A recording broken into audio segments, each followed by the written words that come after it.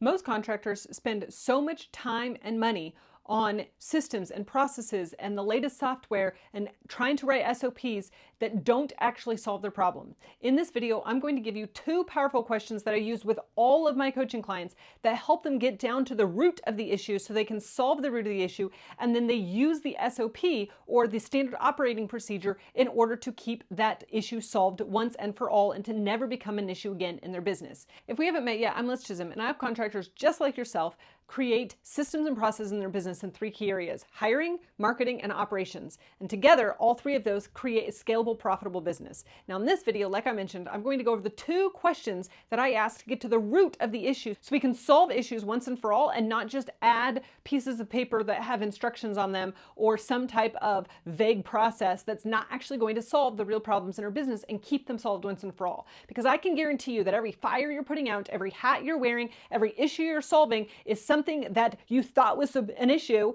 you solved it once, and now it's coming up again. Because if it was something that was solved once, your team could handle it. If it was something that was solved once, it wouldn't come up again and again. But all the time, I hear contractors talking about how many fires they're putting out, how many issues they're solving, how many clients they've had to appease in the last week just to keep things smoothed over so they can get the job over the finish line, how many jobs are delayed because something happened. If everything had no issues, then your business would be able to scale right now. But most of the time, those issues get solved once, but they're not permanent solutions. And so by adding an SOP to that, you're not actually solving the real problem. You're just putting a band-aid on it, and you're really not solving the broken arm. So there are two key questions that you must ask if you want to stop putting out fires and start actually leading your business like a CEO. So if you think, oh, I need a process for something, I need an SOP or something, I need to have something in place so this never happens again, and you want to start with the SOP, I want you to ask yourself, is this my most immediate constraint? Are we solving problems that aren't really problems right now? Are we solving problems that just happen to pop up today and you get frustrated enough to sit down on your computer and write down a couple of things?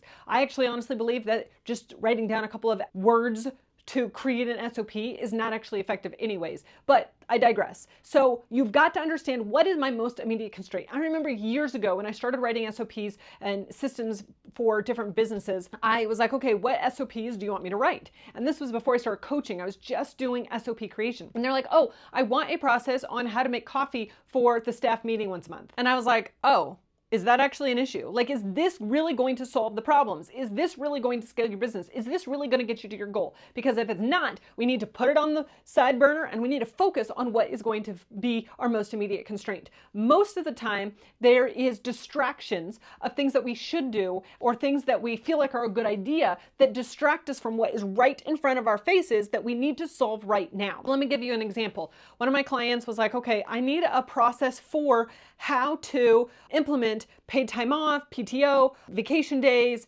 and like sick days, and just like a policy on how do they actually request to go on vacation and how much time in advance and notices and all that type of stuff. I was like, great, that's awesome. So why did you pick that SOP as the SOP that we need to create right now, this week? That's the one that's the most immediate constraint. And they're like, oh, well, it'd just be nice to have. I'm like, nope, not going to happen. Now later, they ended up telling me that there was these issues with some of the employees that seemed like they were abusing it, or things weren't going smoothly, or something was happening. And so I had to dig deeper, because I literally could give them my SOP for their time off policy and it would be fixed. But I knew that wasn't going to fix the issue. I knew that they were still going to have issues come up because it was a deeper issue. And so you have to understand, is this first the most immediate constraint? And then the second question is, will this actually solve the problem? Or are we just putting a band-aid on a broken arm and not actually fixing the real thing in our business? And so when you think about, okay, is this the most immediate thing that I need to focus on? And if so, what is the question behind the question? What is that thing that's underneath that I actually have to fix that's just bubbling up surface problems, and I really need to get to the root of it?